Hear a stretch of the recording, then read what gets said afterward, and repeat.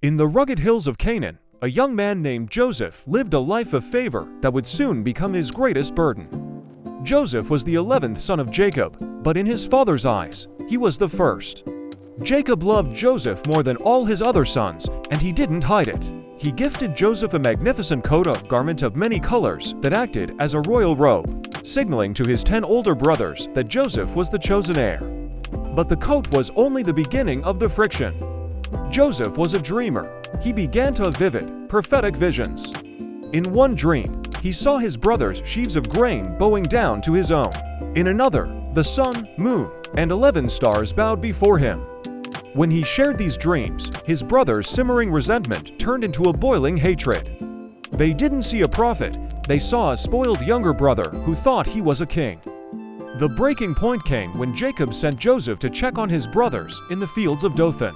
Seeing the colorful coat approaching from a distance, the brothers didn't see a sibling, they saw an opportunity. Here comes that dreamer, they mocked. Their original plan was murder, but Reuben, the eldest, convinced them to throw Joseph into a dry cistern instead. Imagine the terror of 17-year-old Joseph, stripped of his beautiful robe, sitting in the cold, dark mud of a pit, listening to his brothers eating a meal above him as if nothing had happened. His life changed forever when a caravan of Ishmaelite traders appeared on the horizon. For 20 pieces of silver, his own flesh and blood sold him into slavery. As the caravan pulled away toward Egypt, Joseph watched his home disappear, unaware that this journey into darkness was the first step toward saving the world. Joseph arrived in Egypt as property, standing on a slave block in the heat of a foreign land.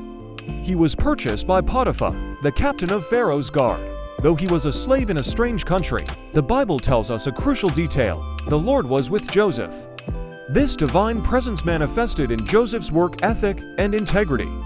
Soon, he wasn't just a servant, he was the overseer of Potiphar's entire estate. Everything Joseph touched prospered, but Joseph's journey was never meant to be easy.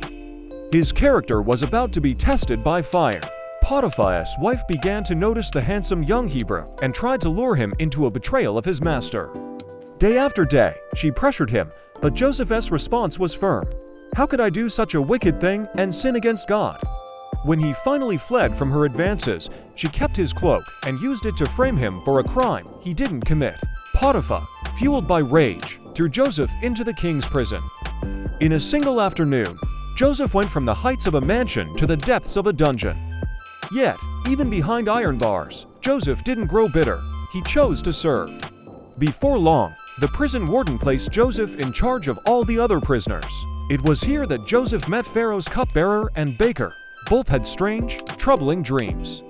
Joseph, acknowledging that interpretations belong to God, revealed their meanings. The cupbearer would be restored, and the baker would be executed. Joseph made one simple request to the cupbearer: "Remember me when it goes well with you." But as the cupbearer was restored to the palace, he forgot. Joseph sat in that prison for 2 more long, silent years, waiting for a promise that seemed to have been abandoned. 2 years of silence passed until, one night, the most powerful man on earth had a nightmare that no one could explain. Pharaoh saw 7 fat cows rising from the Nile, followed by 7 sickly, thin cows that devoured the fat ones. Then he saw 7 healthy heads of grain swallowed by 7 scorched ones. The magicians and wise men of Egypt were baffled. Suddenly, the cupbearer's memory sparked. He told Pharaoh about the Hebrew slave in the prison who could interpret dreams. In an instant, Joseph was summoned. He was shaved, dressed in clean clothes, and brought before the golden throne. Pharaoh told him, "I have heard that you can understand a dream to interpret it." Joseph's answer remained the same: "I cannot do it, but God will give Pharaoh the answer he desires." Joseph explained that the dreams were a warning. Egypt would have 7 years of record-breaking abundance, followed by 7 years of a famine so severe it would consume the land. He didn't just give the problem, he gave the solution. He advised Pharaoh to appoint a wise man to store 1/5 of the grain during the good years so the people wouldn't starve during the bad. Pharaoh looked at his court and asked, "Can we find anyone like this man, one in whom is the Spirit of God?" On that day, Joseph was taken from the prison and made the vizier of Egypt, the second most powerful man in the world. He was given Pharaoh's signet ring, dressed in fine linen, and given a gold chain. The slave was now the savior of the empire.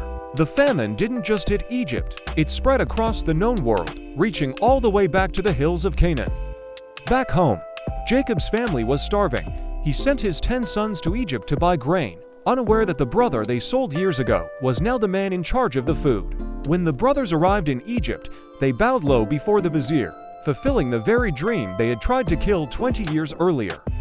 Joseph recognized them instantly, but they didn't recognize him. He tested them, not out of revenge, but to see if their hearts had changed. He saw their remorse and their love for their youngest brother, Benjamin. Finally, Joseph could no longer contain himself. He cleared the room of his Egyptian servants and wept so loudly the whole palace heard him. "I am Joseph," he cried. "Is my father still living?" The brothers were terrified, expecting execution. But Joseph's words are among the most powerful in history. "Do not be distressed. For it was to save lives that God sent me ahead of you. You intended to harm me, but God intended it for good." The family was reunited. Jacob moved his entire household to Egypt, where they were given the best of the land. Joseph's story is the ultimate proof that no pit is too deep for God to reach, and no betrayal is too great for God to redeem. What looks like a tragedy in the middle of the story is often just the setup for a miracle at the end. Joseph stayed faithful in the pit, the prison, and the palace, and because he did, a nation was saved. Thank you for watching. If Joseph's story inspired you, please like, comment, subscribe for our next journey through the heroes of the Bible.